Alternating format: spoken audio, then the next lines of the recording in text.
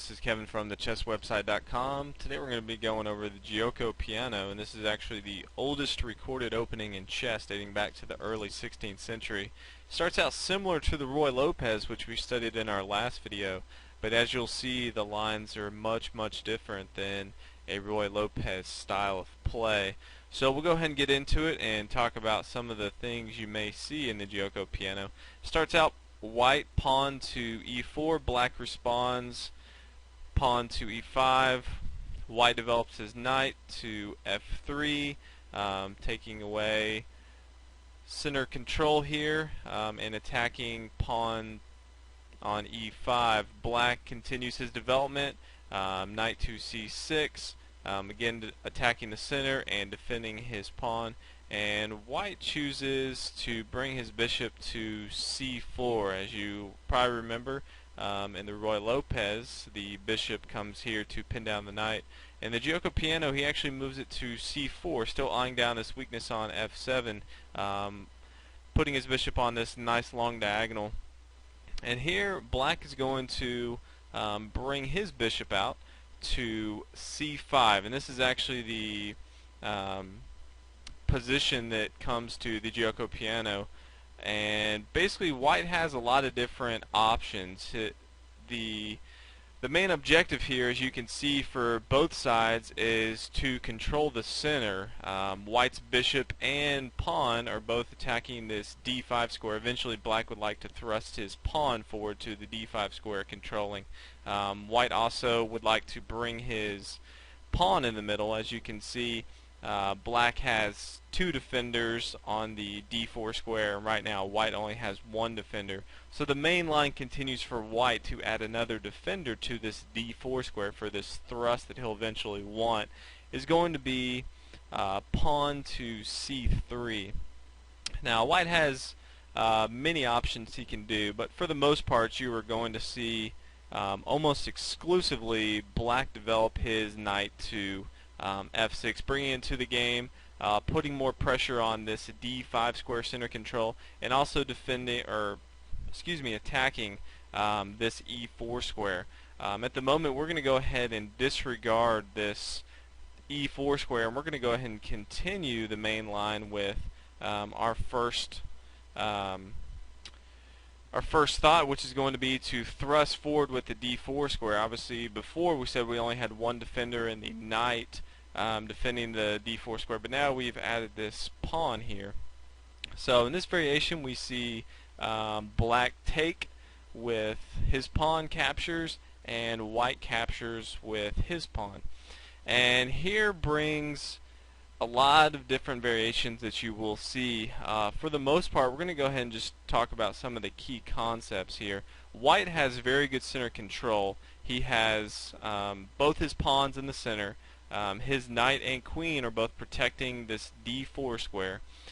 Black has his minor pieces out trying to attack the center, kind of a modern style defense here. White has his bishop developed here, attacking this f7 square and also defending this d5 square in case black tries to thrust his pawn forward, which he eventually will to free his, even if he moves it to d6. He wants to free up this bishop here so he can get in the action. And both of these knights are attacking these pawns. Now, obviously you see that black can come in here and capture, and we will get into that. But one of the first things you will see here, since we are attacking black's bishop, is black first can't take this because we will take his bishop. A lot of times you'll see black come in and check the white king. And white really has two options here. The first one we're going to go over that can lead to a pretty interesting trap here is simply knight to c3. And a lot of times from here you will see black come in and basically put a pin. This knight here cannot move, and so black is going to come in now and take this pawn. Now eventually black would like to preserve his bishops and bring in and take this knight, and then bring his bishop and attack and fork both of the king and rook. So we're going to go ahead and castle king side. Now again, there are multiple variations, and we're going to go over a couple of those, but I'm just showing you some of the possibilities that can happen. In this case, you'll normally see black go ahead and capture. Again, he wants to hold on to his bishop pair. We're going to go ahead and take back, and black, we're actually sacrificing a pawn here, and black's going to go ahead and take that. Now he doesn't have to, but he's going to be eyeing down this rook. Now you would normally think that white would have to move this or he's going to take it, but we're actually going to disregard that and set up our trap, and that is simply queen to b3.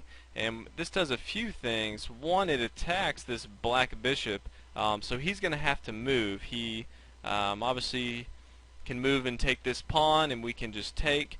Obviously, as you can see, we are eyeing this f7 square that we've got added protection from. So he's got to do something. More than likely, he's going to try to take as much material as he can, and that's going to be in the form of bishop to a1. And here our trap is unleashed. We can go ahead and check the king here on f7, and then as he moves, obviously he could move his king to e7, but then we can go ahead and bring our bishop and easily fork the queen. So normally you'll see the king move here to f8, and then we can go ahead and bring in our bishop into the action, attacking the queen. You'll normally see black has to move his knight here, and then white can move his rook to e1. Basically his knight is pinned down to the queen. Eventually we can easily come in here. The king cannot move. He can't capture or he can't move either of these places. Eventually we will come in here and we will be able to take the queen. So keep that in mind. That is one very crazy variation that you may see, but a lot of those moves are, I wouldn't say forced, but logical on both sides. So we're going to get into another variation here, and that is simply instead of the knight capturing, is just simply the bishop capturing. And from this variation, white can go ahead and instead of taking here, he can go ahead and start moving forward, attacking the center here. He is gambited off this pawn and given it up. Now black is going to have to choose. Does he want to lose his knight, or does he want to lose this bishop here? More than likely he's going to sacrifice his knight and hold on to his bishop, since earlier on they are more powerful. So a lot of times you'll see him move back to f6, preserving this. And now we can take this knight, but we're actually going to do another move, developing more pieces, getting him into the action, and move rook to e1, pinning down this knight onto the king and attacking again both of these knights. So we're not rushing our attack. We're not capturing when we have to. We're building up slowly our attack. As you can see, we have given up a pawn to black. In exchange, we have great development. We've already castled. We have our bishop, and we have a nice pawn here on d5 attacking. We have our rook lined up on the e file that's open, attacking the king. So from here, black can choose which knight he's going to lose. More than likely he will move this one.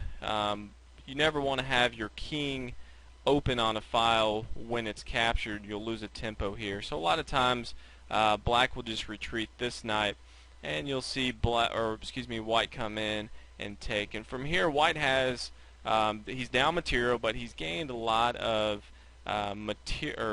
spatial advantage as far as all his pieces are almost developed. Black is kind of cramped back here, so white should have a very good game. And last, we are going to look at one more variation, and that's from the very beginning, and that is the Evans Gambit that you can play as white. And that simply is, again, our first instinct, we're going to want to play c3 and then d4, thrusting forward, getting that extra defender. And we know that once we play, more than likely they're going to develop their knight and give our pawn on e4 a little trouble. So we're going to go ahead and give up a pawn here to this bishop. Bishop will go ahead and take here, and then we can go ahead and thrust forward with c3, preparing for this d4 move, as bishop moves back, we're going to thrust forward with our d4 initiative. Obviously this knight is defending on c3.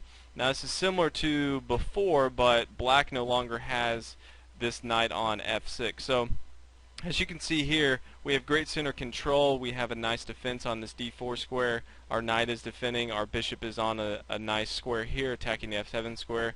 So we have very good center control, good development, and we've sacrificed one pawn. So these are some of the things you may see in the Giuoco piano. Hope you guys enjoyed, learned a lot. Check out the different videos, and please subscribe so you know when the new ones are coming out. Have a good one.